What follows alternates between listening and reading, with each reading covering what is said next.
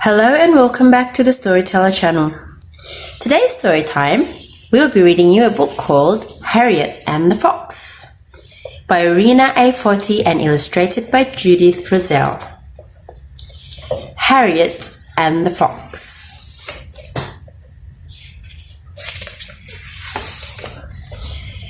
Over the hills was an orchard.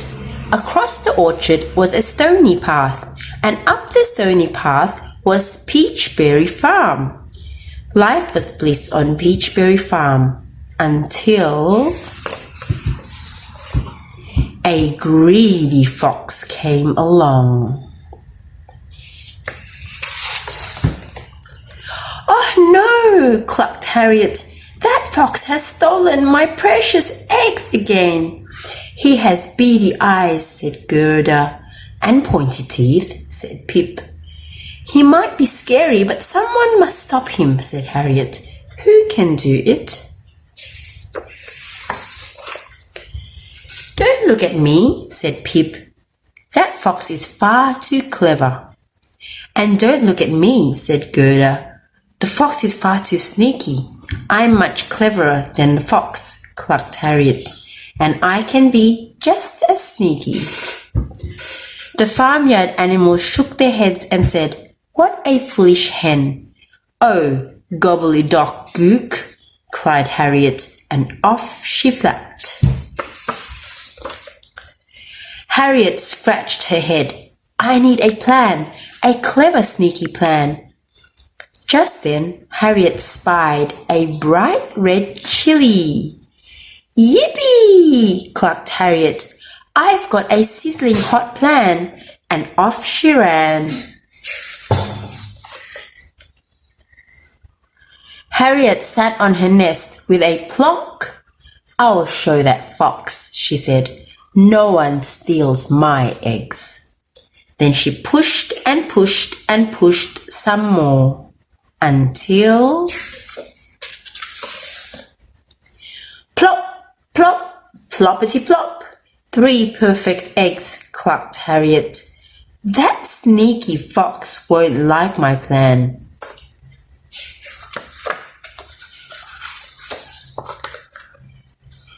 "Bark, bark, bark!" Harriet pecked up 3 chili seeds. Sprinkle, sprinkle. Harriet sprinkled 3 sizzling hot chili seeds on top of each of her 3 perfect eggs. Then she peeped out at the sinking sun. "Quick! Time to hide before the fox arrives," she chuckled. But it was too late. A scary fox with beady eyes and pointy teeth stood at the door.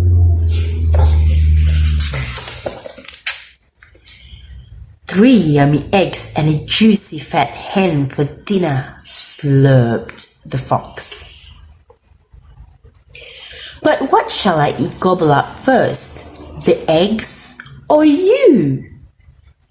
"Well," clucked Harriet, "if you gobble me up first, then you will have no room left for the eggs. And I can see those eggs are so delicious," said the fox, feeling very clever. They do look rather delicious," said Harriet sneakily. Then, as quick as a wink, he snatched the eggs and gobbled them up one after the other. Gobble, gobble, gobble.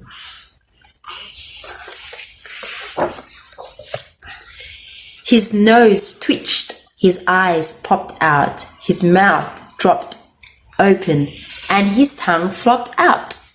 The fox puffed and gasped and rasped and fanned his tongue like crazy. "Ah!" he screamed. Then he ran into the farmyard, down the stony path, across the orchard, over the hills, and was never seen again. Phew! The farmyard animals could not believe it. "Harriet, you truly are a clever hen," oinked Pip. And sneaky too, smiled Gerda. I know, clucked Harriet. I know. And off she flapped with her beak in the air. That's the end of the story. I hope you've enjoyed the story. For more exciting videos, please remember to like and subscribe at the Storyteller channel. Bye for now. Hello and welcome to the Storyteller channel. In today's story time, I will be reading you a book from the Mr. Men series called Rainy Day by Roger Hargreaves.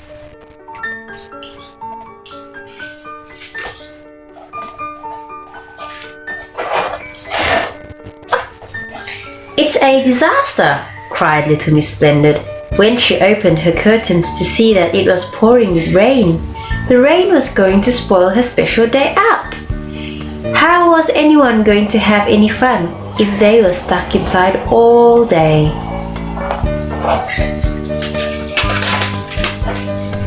It was not going to be the splendid day out that she had hoped for.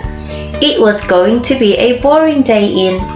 Where was the fun in that? And then little Miss Fun arrived.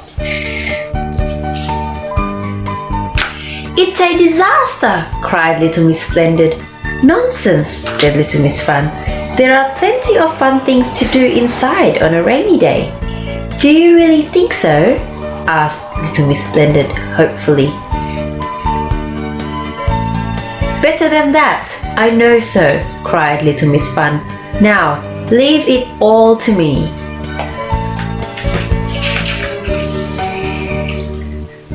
Soon all the little Miss Splendid's friends started to arrive. Mr. Forgetful had forgotten his umbrella and his Wellingtons had filled with water. What a soggy mess! Little Miss Fun ran around the house in a whirl of organization, finding things for everyone to do. Mr. Silly and little Miss Scatterbrain were left to bake a cake in the kitchen. Little Miss Fun took little Miss Star and little Miss Giggles up to little Miss Splendid's bedroom to play dressing up. Mr. Mischief and little Miss Naughty were given board games to play in the hallway.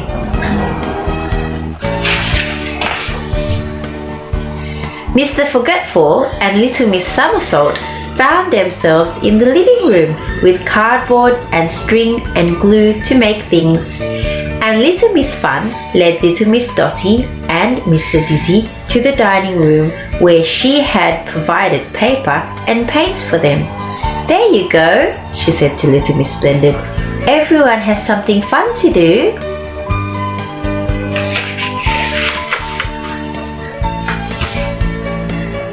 And as the rain continued to fall, everyone did have fun. Although not quite in the way that little Miss Splendid and little Miss Fun had imagined it. Mr. Silly and little Miss Scatterbrain didn't make one cake. They made lots and lots of cakes. Lots and lots of crazy, daft cakes. They made a banana and pea cake. They made a lemon and sausage cake. They made a strawberry and toothpaste cake. And they even made a blueberry, chocolate, pickle and onion cake.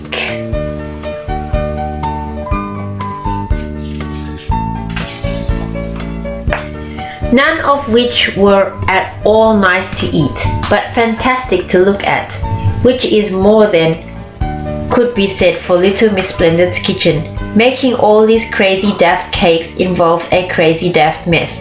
My beautiful kitchen, spluttered little Miss Splendid. And then she heard cries of delight coming from the living room. She ran to see what was going on, but soon wished she hadn't. Mr. Forgetful and little Miss Somersault had suspended her very expensive rug from her very valuable chandelier with string and were playing magic carpet rides.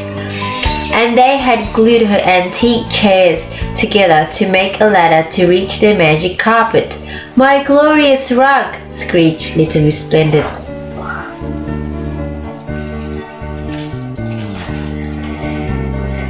And then she heard screams of excitement coming from the hallway. Mr. Mischief and Little Miss Naughty had got bored of the board games and were now using the boards like sledges to slide down the stairs and across the hallway, crashing into all her precious vases as they went. Crash! Crash! Crash! My precious vases! Gasped Little Miss Splendid. And then two fantastically dressed figures appeared at the top of the stairs, wearing Little Miss Splendid's smartest hats, all covered in feathers. Little Miss Giggles and Little Miss Star had been pillow fighting.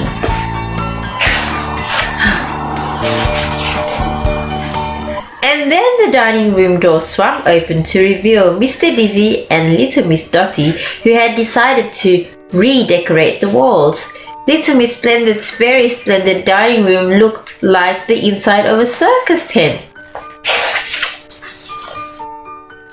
Poor Little Miss Splendid, but at least all her friends had a good time, which goes to show that there are lots of things that you can do to have fun on a rainy day.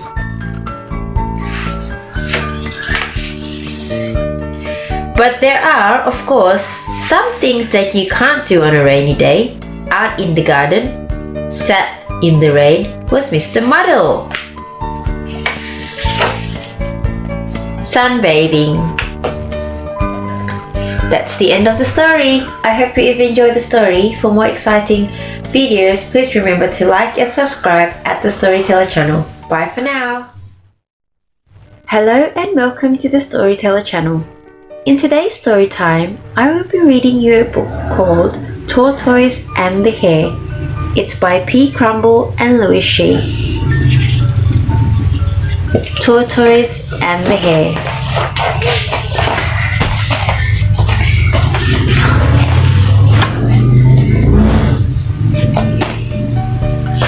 On the morning of his big day, Tortoise leaped out of bed straight away, for today on stage with his guitar he would become a singing superstar. The judges had loved Tortoise at his auditions. They'd praised him for his slick renditions. On the bus after the last round, Tortoise had dreamed of being crowned. So he ironed some pants, his favorite pair, and went to the cupboard to fetch his hair. Tortoise gasped and turned bright green. His favorite wig could not be seen. Where, oh where? Oh, where is my favorite hair? Is it under the bed or on the chair? I'll never win now. It's just not fair.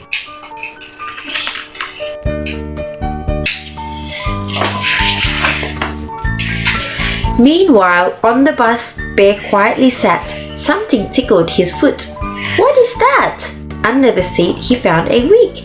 He tried it on. His head was too big. The wig was tossed to the back of the bus. It landed near Zebra, who caused a fuss. With her tail, she gave it a flick. It flew out the window, extra quick.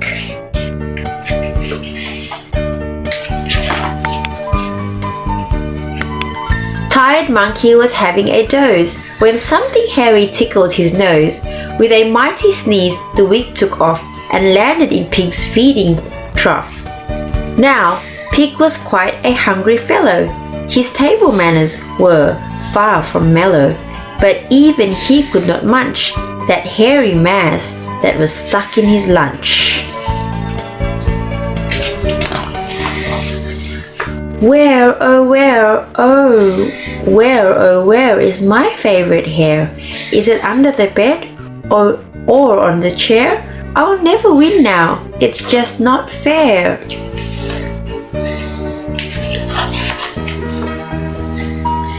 The flying wig landed near the river. Its arrival made Hippo quiver. A new hairdo would be just great, especially to impress her date. By now, Tortoise had given up hope. He left for the studio in a terrible mope. I've got lots of wigs, but not my favorite hair. I'll never win now. It's just not fair.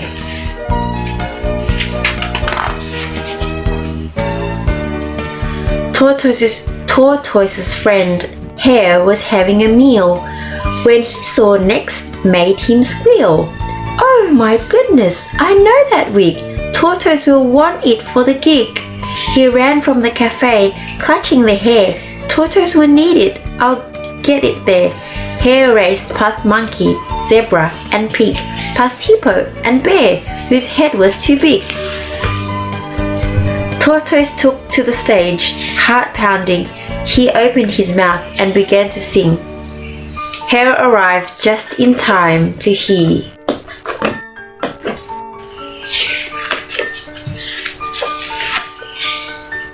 The audience gave a mighty cheer. The judges adored his slick new look, but his beautiful voice was all it took. Hare threw away that crazy old wig. Tortoise never needed it to make it big. I hope you've enjoyed the story. For more exciting stories, please remember to like and subscribe at the Storyteller channel. Bye for now. Hello and welcome to the Storyteller channel. In today's story time, I will be reading you a book by Julia Donaldson and Karen George called Wake Up Do Lydia Lou.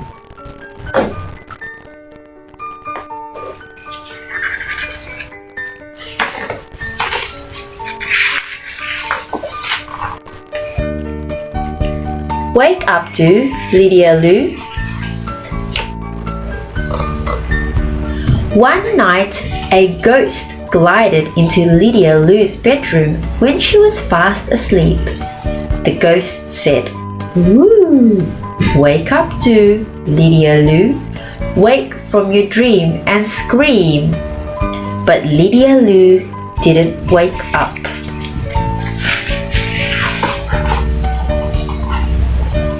The ghost tried again.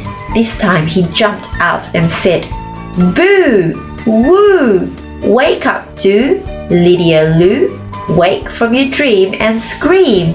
But Lydia Lou went on sleeping. "I need some help," said the ghost. So he fetched a kitten. Meow! Boo! Woo! Wake up to Lydia Lou. Wake from your dream and scream. But Lydia Lou just smiled in her sleep.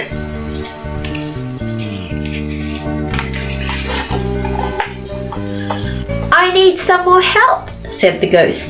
So he fetched a cow. Moo! Meow! Boo! Woo! Wake up to Lydia Lou. Wake from your dream and scream. Lydia Lou turned onto her back and began to snore. "I need some more help," said the ghost. So he fetched an owl. Toot, toot, boo, meow, boo, woo. Wake up to Lydia Lou. Wake from your dream and scream. But Lydia Lou just hugged her teddy a bit tighter.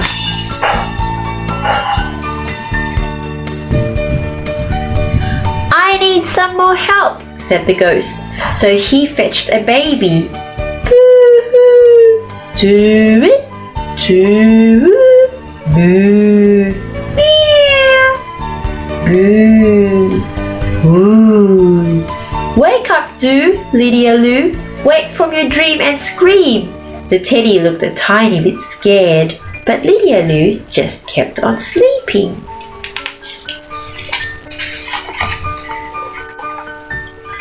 "I need some more help," said the ghost. So he fetched a cockerel. Cock-a-doodle-doo! Boo-hoo! Toot, toot, boo! Meow! Boo! Woo! Wake up to Lydia Lou. Wake from your dream and scream. Lydia Lou kept on, and a feather floated out of her pillow.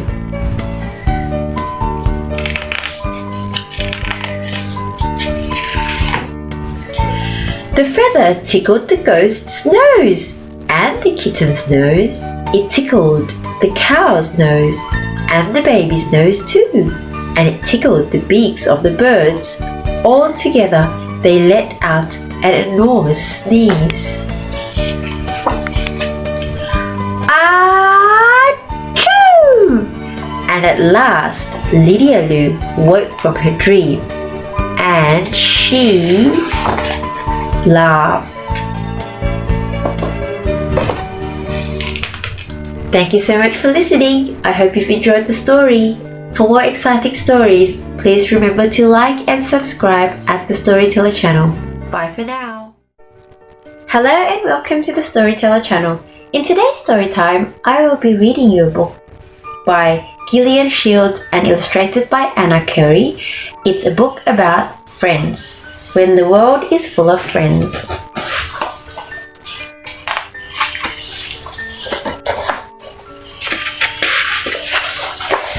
When the World is Full of Friends by Gillian Shields and illustrated by Anna Curry. When the world is ready to play, friends are near if you find a way.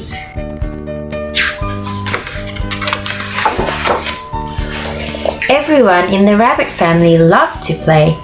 Albert loved to run and hop and jump. He was the fastest and strongest in all the little rabbit's races and games.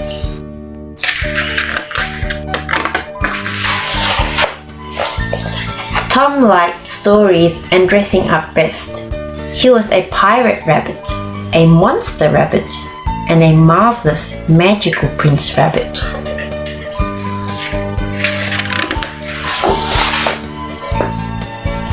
Flossie was a great inventor.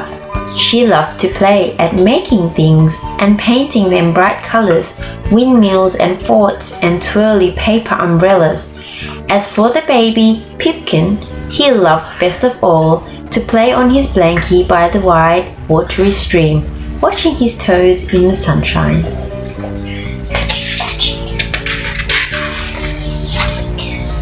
So the little rabbits played together, and they were busy and good.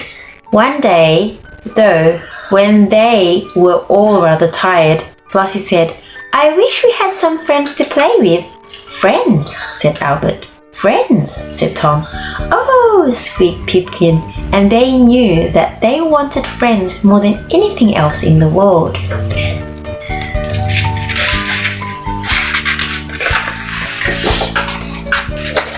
The very next morning, something tremendous and wonderful happened. A family of squirrels came to live on the other side of the stream, and there were two small squirrels, just the right size to be friends. The little rabbits and squirrels waved to each other. "Now we'll have friends to play with," cried Flossie, but it wasn't as simple as that.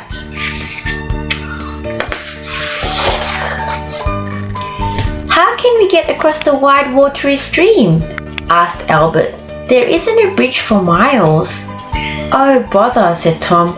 "Oh," squeaked Pipkin. It was so dreadfully disappointing. But Flossie knew there must be a way. She sat quietly and tried to work it out. "I'll think of something. I've got to."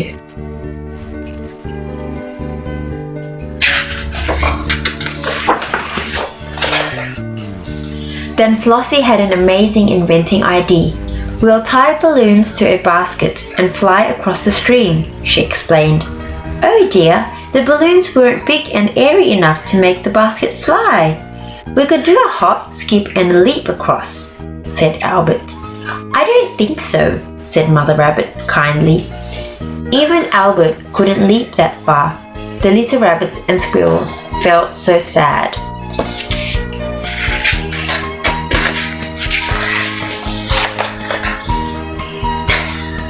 But Flossie wouldn't give up.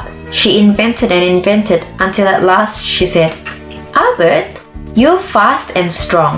Run and find some nice big pieces of wood and rope." So Albert did, and when Father Rabbit saw what the little rabbits were trying to make, he smiled and came to help.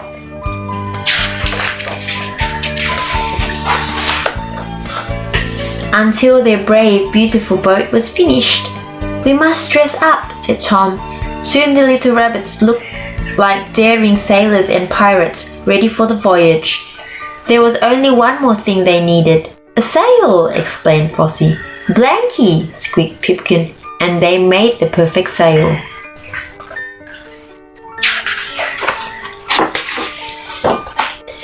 "Jump aboard, sailors," laughed Father Rabbit. He steered them safely across the wide watery stream to where they could meet the little squirrels at last. "Hooray!" they all shouted. "Now we can be friends!" "Hoo-hoo!" squeaked Pipkin, and Flossie was right. Playing with friends was wonderful. When the world is full of friends, the fun and laughter never ends. The end. I hope you've enjoyed the story. For more exciting stories, please remember to like and subscribe at the Storyteller channel. Bye for now. Hello and welcome to the Storyteller channel. In today's story time, I will be reading you a book called You Might Find Yourself by Tay Snape. Thames and Hudson by Tay Snape. You might find yourself. Life is like a winding path with lots of different places to discover along the way. If you could go anywhere, imagine where you might find yourself. You might find yourself in a cool, shady place. Imagine discovering all the curious creatures that live there.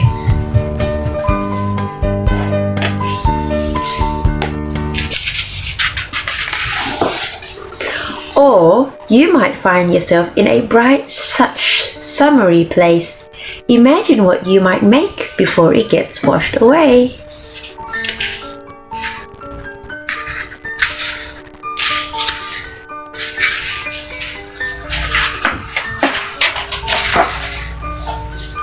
You might find yourself in a new friend's garden.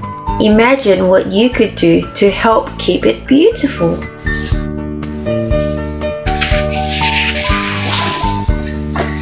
Or you might find yourself in a difficult situation where it hurts a lot. Imagine a cuddle that will make you feel better.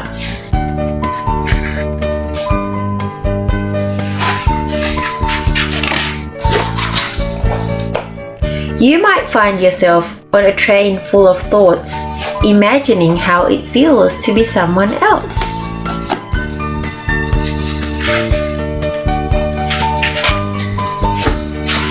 You might find yourself in a place that makes you feel very small, or a place that makes you feel like a giant.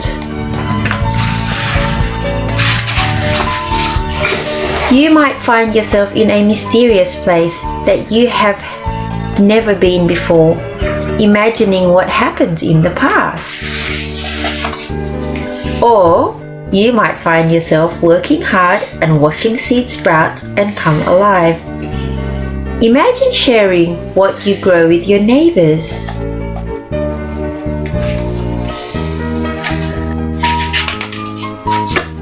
You might find yourself a little bit confused at times about which way to go. Imagine what might be down the road for you. It may not always be what you expect.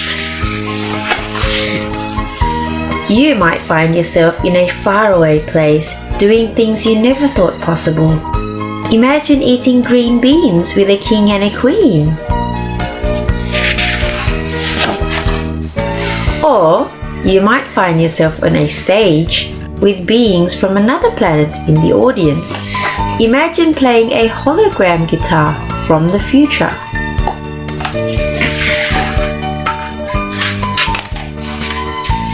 You might find yourself in an ancient, sacred place, imagining the stories and songs of that land and its people. While on life's path, you will find yourself making lots of choices. Imagine paving your own way. But no matter where you might find yourself, you're sure to meet many friends who will help you on your way. Together you might ask, where should we go next?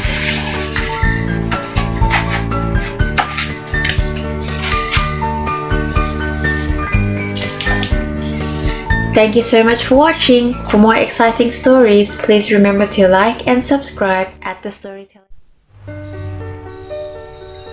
The Pear in the Pear Tree by Pamela Allen.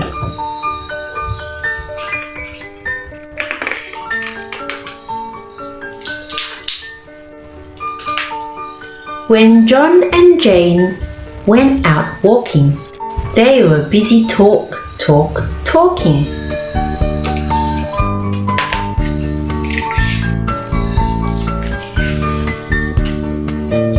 Until, look, said John, look up there. I can see a juicy pear. They couldn't reach. They had a try. What will they do? It's up too high.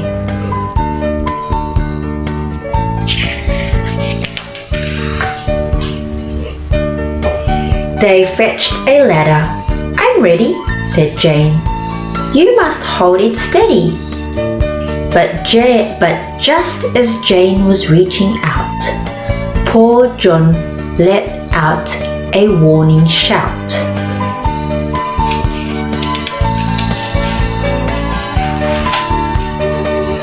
The ladder leaned. Jane screamed. Ow!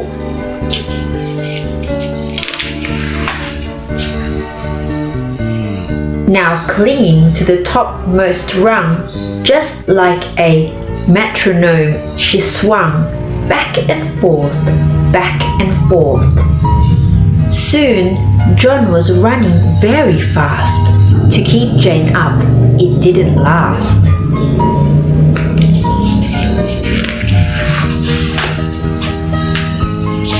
Jane, like a fishing lure, was cast.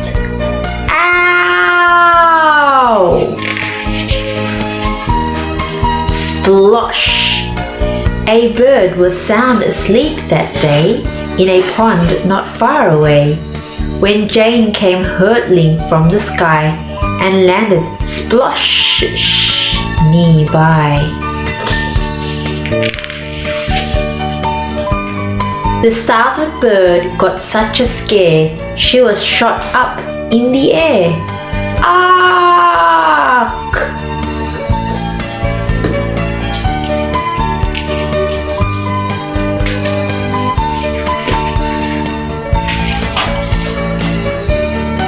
Jane was struggling in the water. John reached out his hand and caught her.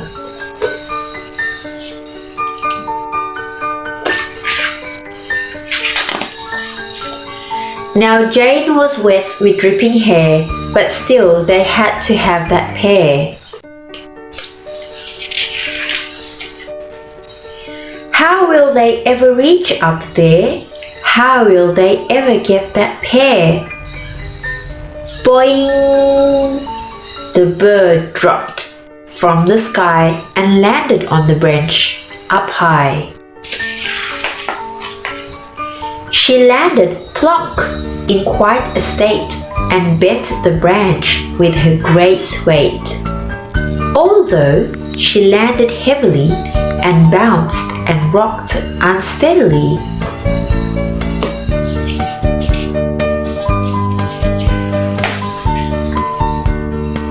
John was able to reach the pear. Now that she was sitting there, the pear was fastened very tight. They pulled and pulled with all their might. Twang! The precious pear came free, and then the bird, as you can see, was catapulted from the tree. She landed splop back in the pond, safe and sound where she belonged.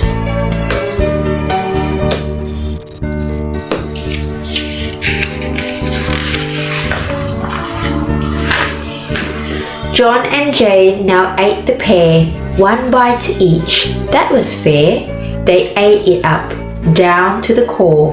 That's all, said Jane. There is no more.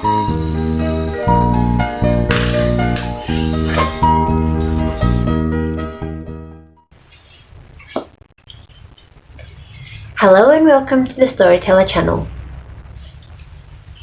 Today's story time would be about the Great Heffalump Hunt, Winnie the Pooh, and it's by Gilles Andrea. Winnie the Pooh, The Great Heffalump Hunt by Gilles Andrea.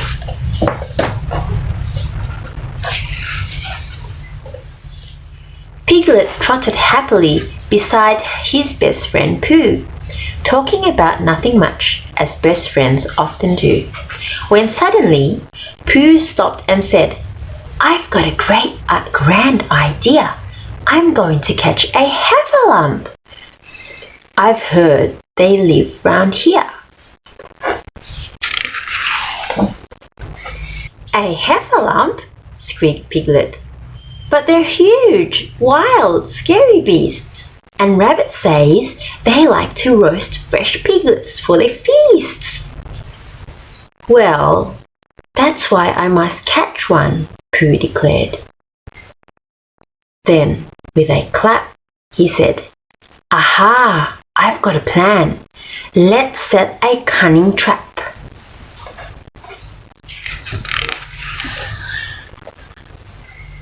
Now, what might hungry heffalumps find tempting as a treat?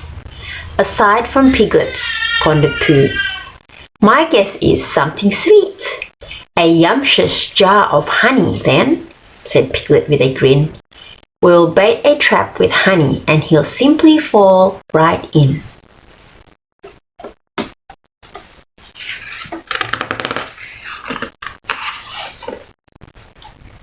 What a grand idea, said Pooh. Let's do it tonight. I'll go and fetch some honey while you dig a pit, all right? Pooh went and got the honey, but before he reached the pit, a little voice inside him said, Just taste a tiny bit.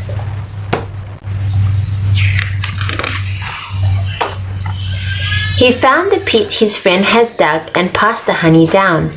There's hardly any left, squeaked Piglet, giving Pooh a frown. There's just the right amount, said Pooh. I gave it careful thought.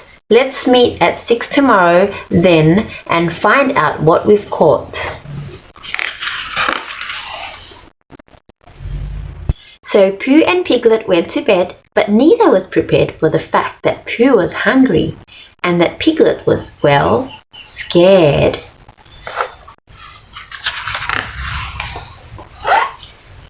That jar of honey is our trap, groaned Pooh. It was my last. Oh, bother, double bother. And if no one's listening, blast. Just one more little pawful would be neither here nor there. A heffalump who's hungry wouldn't notice, wouldn't care. So he set off through the forest with the moonlight overhead. And at that moment, Piglet sat up wide awake in bed. That horrid, hairy heffalump, he might not like Pooh's honey. Oh, what if all he wants is juicy piglets in his tummy? But Pooh will be there with me, Piglet thought. My best friend, Pooh. It's scary when you're one, but it's much friendlier when with two. So just before his clock struck 6, he tiptoed out the door. The leaves and branches crackled on the frosty forest floor. Then suddenly he heard a noise that chilled him to the bone. A ghostly wail, a growl, a roar, a mournful, muffled moan. Where are you, Pooh? Called Piglet. His heart beat fast with dread. I'm in the pit, he heard Pooh cry, and something's got my head. The heffalump, squeaked Piglet. It's in the pit with Pooh, and I'm much too small to help him. Oh, there's nothing I can do. but something in his little soul prevented him from running, and Piglet's voice rose clear and strong. "Hold on, Pooh, Bear, I'm coming." As fast as he could scamper, Piglet hurried to the pit, then bravely scrambled to the edge and peered down into it. A heffalump! It's got him, and it's shaking him about, and all that Piglet saw was Pooh's poor bottom sticking out.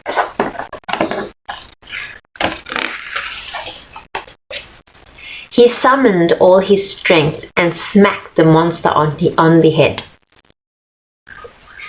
"Take that, you naughty heffalump! Now, let Pooh go," he said.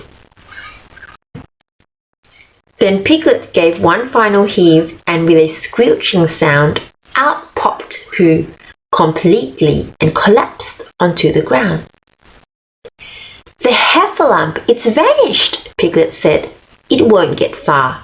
But there, in Piglet's arms, Pooh saw an empty honey jar.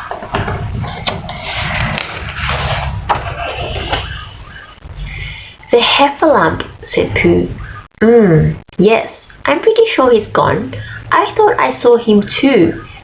But, Piglet, maybe we were wrong.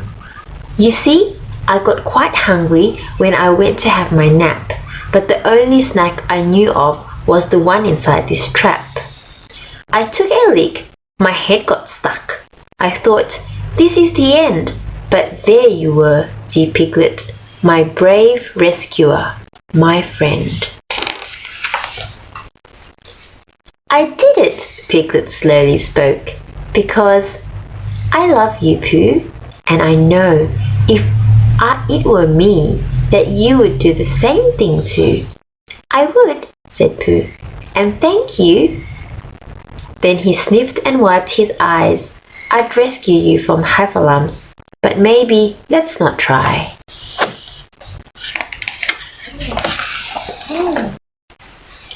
We're lucky, Pooh, said Piglet, as they set off home together, that you and I are such good friends. Best friends, said Pooh, forever.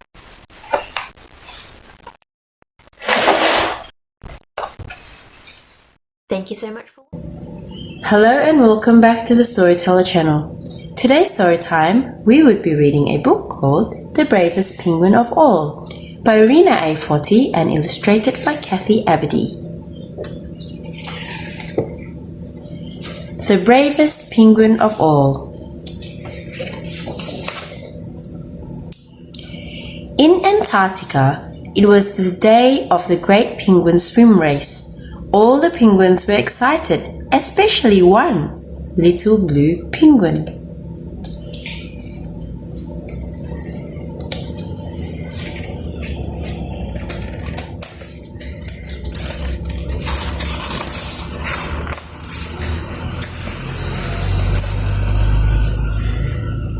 I'm going to be the first Little Blue Penguin ever to win this race, he said. Goodness gracious, said Emperor Penguin. You are much too small to win. Indeed, said King Penguin, sniffing the salty air. A champion needs to be big like me. And me, said Marconi Penguin, as he puffed out his white chest. But Little Blue Penguin was determined. I can do it, she whispered to herself, and tobogganed to the starting line at the edge of the bay.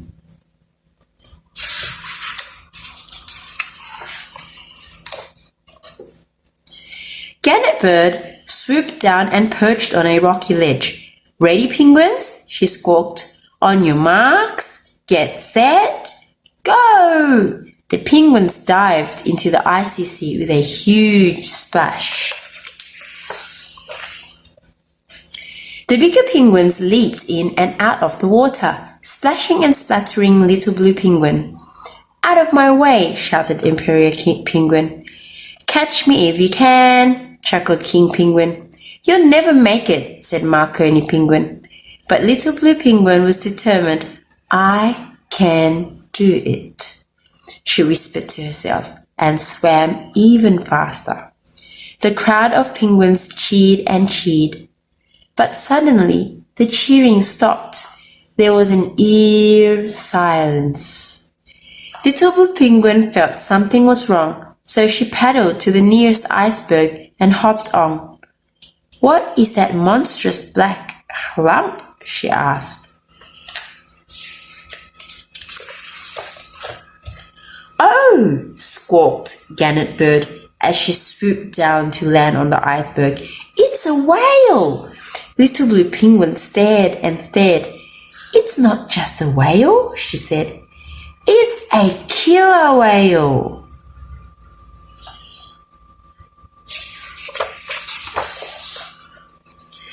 "I must warn the others," said Little Blue Penguin, and dived off the iceberg. She torpedoed through the water. "Danger! Danger!" cried Little Blue Penguin. "There's a killer whale right behind us." "Oh, he's coming for us!" cried King Penguin with a quivering beak. "Help!" cried Emperor Penguin, huffing and puffing in fear. "What are we going to do?" asked Marconi Penguin. Little Blue Penguin paddled in front of them. "Everything will be all right," she promised. But everything was not all right. The killer whale leaped out of the sea and hit the water with a gigantic smack. With wide snapping jaws, he circled the penguins. But Little Blue Penguin called out, "Hey, killer whale," she said, "watch this," and she ducked underwater. What was Little Blue Penguin up to? Emperor Penguin was almost too afraid to peek. King Penguin was afraid to peek, and Marconi Penguin could only watch. Little Blue Penguin started spinning round and round and round and made a mighty whirlpool. The killer whale's eyes spun round and round and round. He grew dizzier and dizzier and dizzier.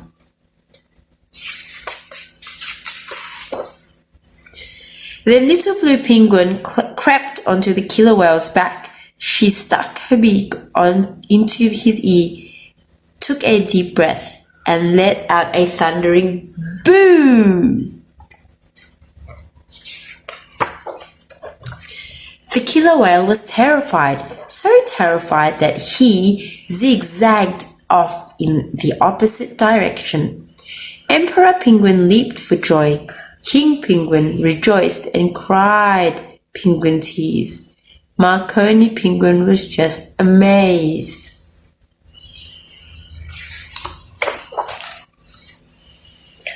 Little Blue Penguin paddled back to shore. By now the entire colony of penguins had gathered to cheer Little Blue Penguin to the rescue, and they chanted over and over again. Gannet Bird ruffled her feathers. "Attention, one and all," she squawked. "The champion of the Great Penguin Swim Race is Little Blue Penguin, the first Little Blue Penguin ever to win the race." And everybody cheered and cheered and cheered.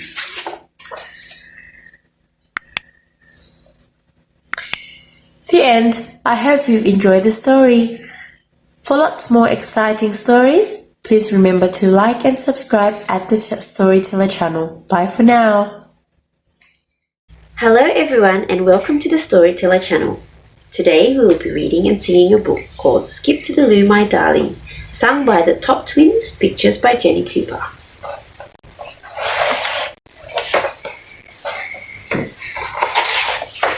Skip to the loo, my darling. Skip, skip, skip to the loo, skip, skip, skip to the loo, skip, skip, skip to the loo, skip to the loo, my darling. Puppies in the hen house, what'll I do? Puppies in the hen house, what'll I do? Puppies in the hen house, what'll I do? Skip to the loo, my darling. Shoo, shoo, tell him to shoo, shoo, shoo. It's a hullabaloo. Shoo, shoo, tell him to shoo, shoo. Skip to the loo, my darling. Chooks in the wool shed, what'll I do? Chooks in the wool shed, what'll I do? Chooks in the wool shed, what'll I do? Skip to the loo, my darling. Shoo, shoo, tell her to shoo. Shoo, shoo, it's a hullabaloo. Shoo, shoo, tell her to shoo. Skip to the loo, my darling. Sheep's in the stable, what'll I do? Sheep's in the stable, what'll I do? Sheep's in the stable, what'll I do? Skip to the loo, my darling. Shoo, shoo, tell her to shoo. Shoo, shoo, it's a hullabaloo. Shoo, shoo, tell her to shoo. Skip to the loo, my darling. Ponies in the cowshed, what'll I do? Ponies in the cowshed, what'll I do? Ponies in the cowshed, what'll I do? Skip to the loo, my darling. Shoo, shoo, tell him to shoo. Shoo, shoo, it's a hullabaloo. Shoo, shoo, tell him to shoo. Skip to the loo, my darling.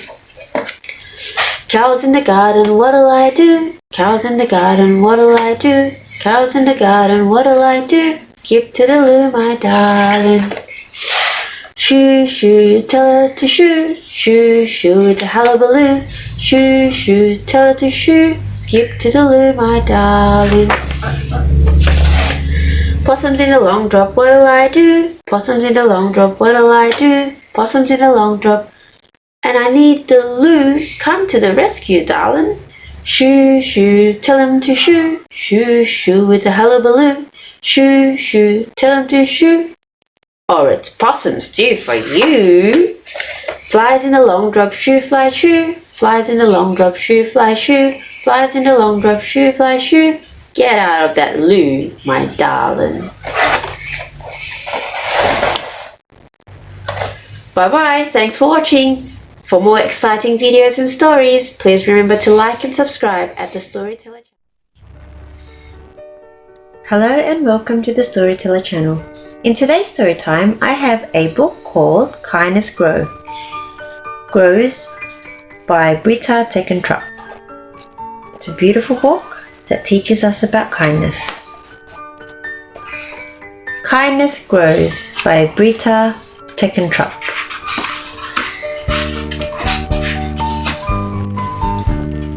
It all starts with a crack that we can hardly see. It happens when we shout or if we disagree. But with every kindness that we care to show, something good and magical will begin to grow.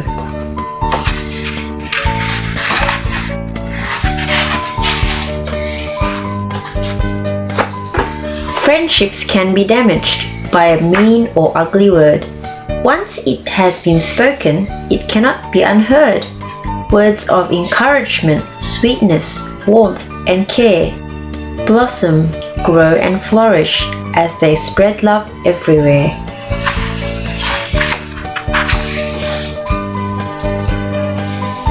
If we leave friends abandoned, sad, and on their own, soon the crack will widen and we'll be left alone. Sharing things with others, making a new friend, may begin a journey we hope will never end.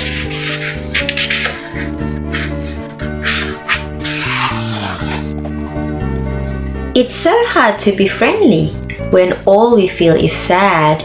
Sometimes we are thoughtless and make other folk feel bad. But a kindly thought or action can make somebody's day. If we keep our friends close by, we won't drive them all away. When we argue with each other or we refuse to share, the crack grows even wider. But we don't know it's there. Playing all together is always much more fun. We have lots of space here for each and everyone.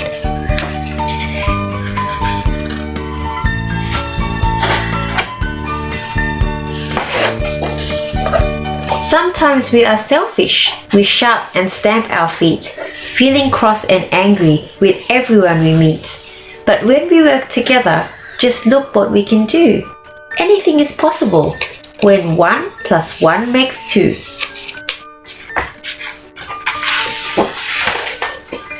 Anger can consume us until we just can't see. the beauty that's around us, the moon, the stars, a tree. If we lean on one another and keep our friends around, we make each other happy, warm, and safe and sound. The crack has grown so wide now. Can we put things right? If we reach out to others, then maybe we just might. It only takes a gesture, a smile can be the start to spread the seed of friendship and touch somebody's heart.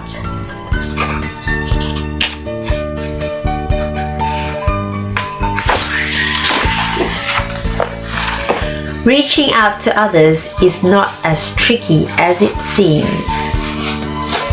If we all join together, we can chase our dreams.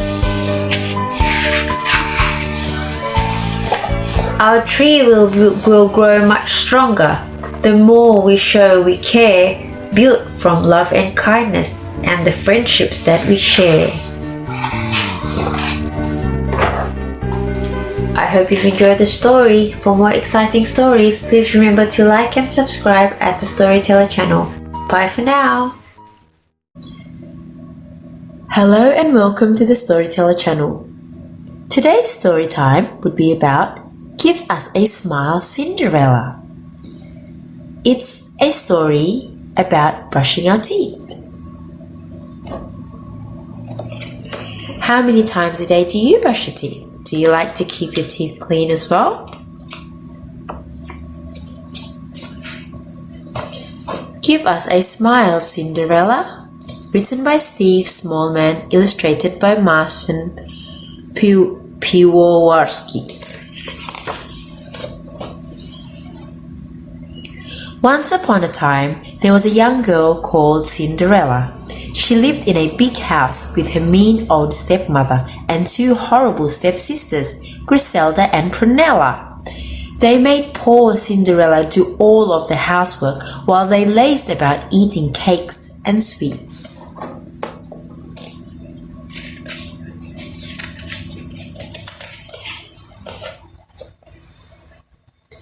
Griselda and Prunella were so lazy that they couldn't even be bothered to brush their teeth.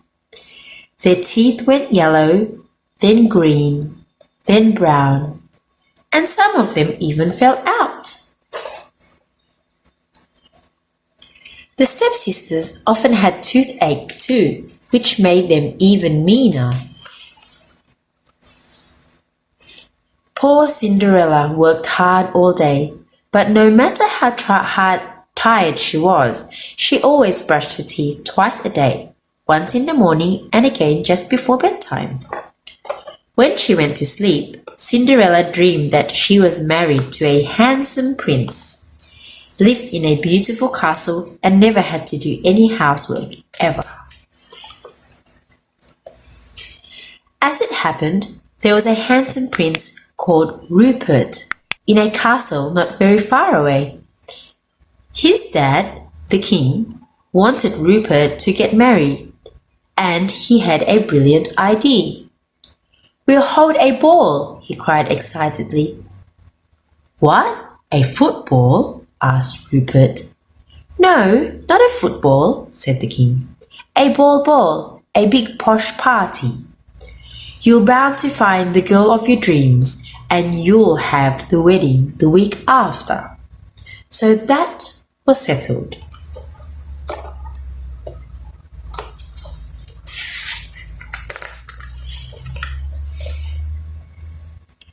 A few days later, the invitation to the royal ball was sent out. "Look, there's one for me," gasped Cinderella. "Yes, but you can't go," sneered Griselda. "That's right," said Prunella. "You've got nothing to wear." The stepsisters made Cinderella brush their hair. Then they made her lace them into their ball gowns. Finally, the stepsisters and their mother went to the ball, leaving Cinderella at home on her own.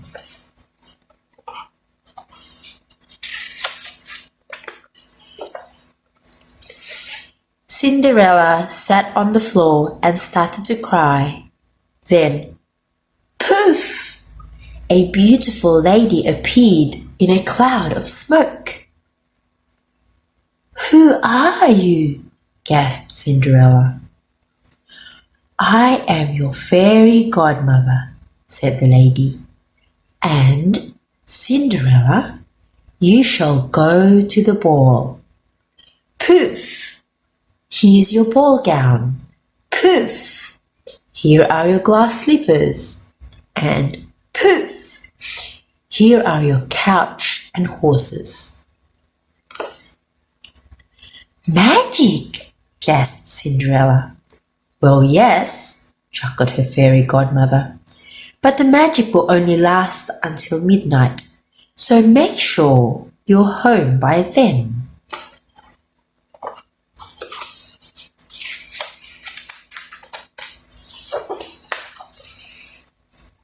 "Oh, Dad, I'll never find the girl of my dreams," Prince Rupert moaned to the king. "I've just danced with two girls with terrible teeth and breath like stinky cheese." "Keep trying, lad," said the king. Just then, a girl walked in with the most beautiful smile Rupert had ever seen. "Who's that?" said Griselda and Prunella. They had no idea that it was Cinderella. Prince Rupert was in love. He wouldn't dance with anyone else for the rest of the night. And at the end of the evening, he took Cinderella's hand and said, "Will you be my—" Bong, bong, bong. The clock started to startle midnight. Bong, bong, bong. Cinderella ran through the crowded ballroom. Bong, bong, bong. One of her shoes fell off. Bong, bong, bong. Cinderella had just skidded through the palace doors when, poof! She was back in her raggedy old dress again. "Oh, pants!" cried Prince Rupert. "The girl of my dreams has disappeared." Then he saw Cinderella's tiny glass slipper and had a great idea. He would ask every girl in the kingdom to try on the shoe, and whoever it fit, he would marry.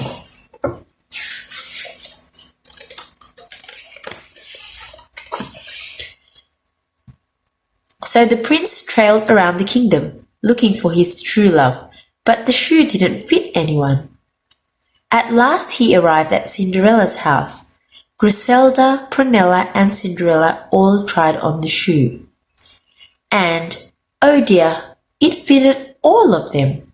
Then the prince said, "I know. Smile for me."